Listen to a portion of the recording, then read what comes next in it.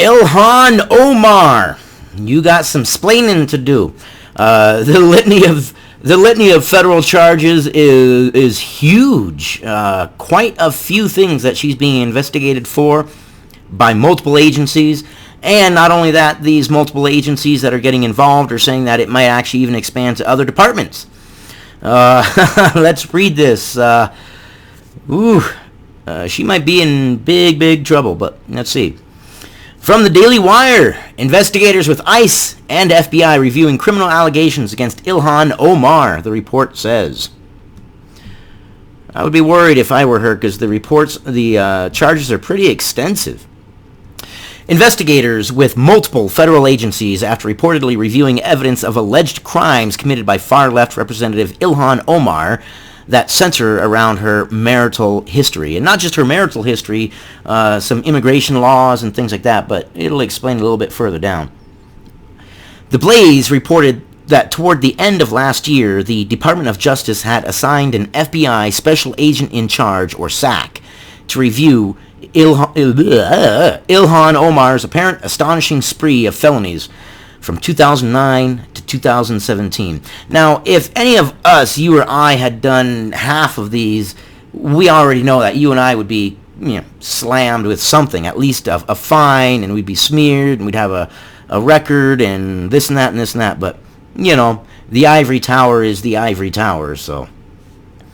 The Blaze noted that the FBI SAC stated that the wide range of criminal activity suggested by the evidence against Representative Omar may lead the FBI to expand the review to other federal departments, and that in recent weeks, Immigration and Customs Enforcement and the Department of Education Inspector General have reportedly joined the investigation. So it's a party. Everybody's involved. Everybody's getting in on it. Everybody wants to say, hey, what is this? And as they go in, they involve more and more and more agencies, it seems. It started off with just questions on her marriage, and then it went to immigration, and then it went to... Well, we'll get into it in a second.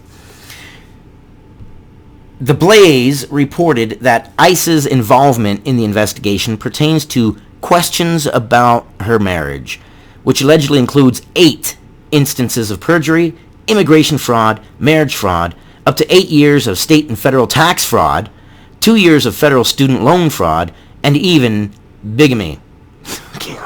It's just... What else you got in that bag? I'm sure you got something else in there. Tax fraud.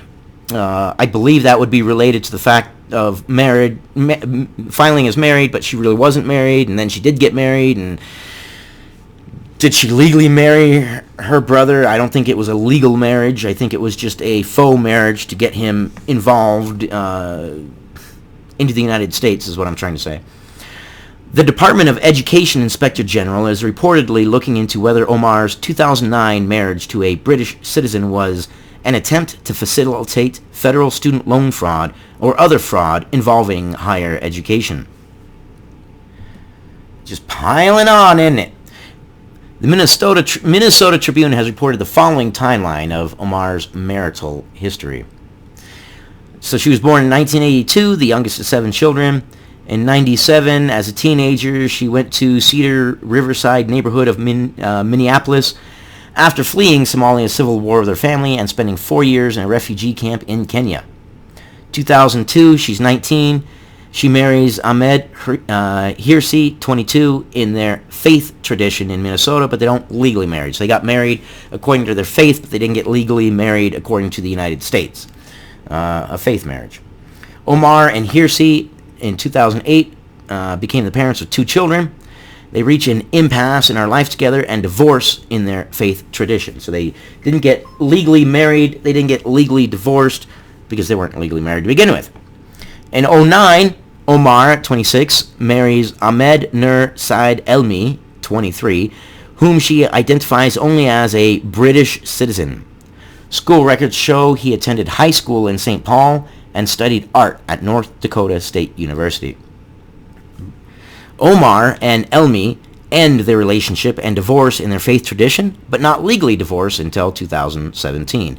So from 2011 to 2017, they divorced in their religion, but they didn't divorce, so that's 6 years that they were legally married, and I'm sure they are filing their taxes single. Probably filed their taxes in such a manner that didn't correlate.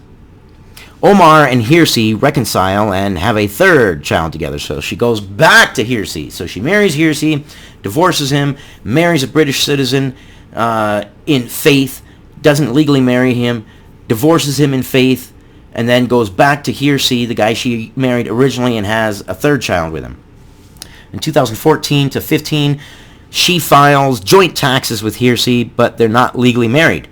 She's legally married to Elmi, because they never got legally divorced. They got faith divorced. So, it's like a soap opera. She marries Hirsi. She divorces Hirsi. The marriage and the divorce to Hirsi are not legal. She legally marries Elmi, but does not legally divorce Elmi. Then she marries Omar. Then she marries Hirsi again. See, I'm getting confused. Then she marries Hirsi again, has another child with him, but she's still married to Elmi. Wow. Confusing. But that's where the tax evasion would come from. Omar, endorsed by the DFL over longtime incumbent Phyllis Khan, is elected to the Minnesota House, becoming the first Somali-American Muslim legislator in the United States in 2016. But her campaign is rocked by allegations in a Somali news forum, and the conservative Powerline blog suggests that Elmi is her brother, and they married for unspecified immigration benefits. In 2017, Omar is granted a legal divorce from Elmi, finally. In 2018, Omar legally marries Hirsi and is elected to Congress. Wow, and if you followed along with that and it makes sense to you, congratulations. That is a heck of a soap opera storyline right there.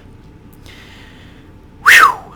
The Star Tribune's report. I mean, when I'm looking at it, I'm like, okay, she marries Hirsi, and then not legally, and then not legally divorces Hirsi, but she was never legally married to him in the first place. Then she marries Elmi, is legally married to him, but then doesn't legally divorce him for 6 years. And during that 6 years, at some point, she gets back together with Hirsi and has another child with him and is filing joint taxes, but is still legally married to Elmi. Woohoo! Wow.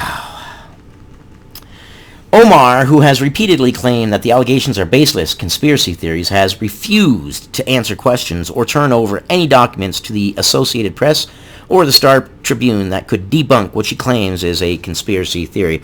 And that would be easy enough to do. If it was a conspiracy theory and you had evidence on your side, I don't see why you wouldn't be like, hey, here's the evidence. You guys are full of it. Get off my back. That would end it, discredit the news, show it as fake news, and be like, just be done with it. But this is just this. This is just this soap opera thing. Just this is crazy. Whew. Anyways, let me know your thoughts on it. There's a lot more to this story. I know. I'm running way behind on my stories because of my physical therapy, and then I had my surgeon's appointment today, so that's what I got on this one for now. I will do a little bit more in-depth with Ilhan later. But for right now, leave your comments, your opinions, your likes, your subscribes, and good Lord, what a soap opera. What a soap opera. Anyways, I will see you guys on the next one. You take care, you educate yourselves, and listen to dissenting opinions respectfully. Stay educated, people.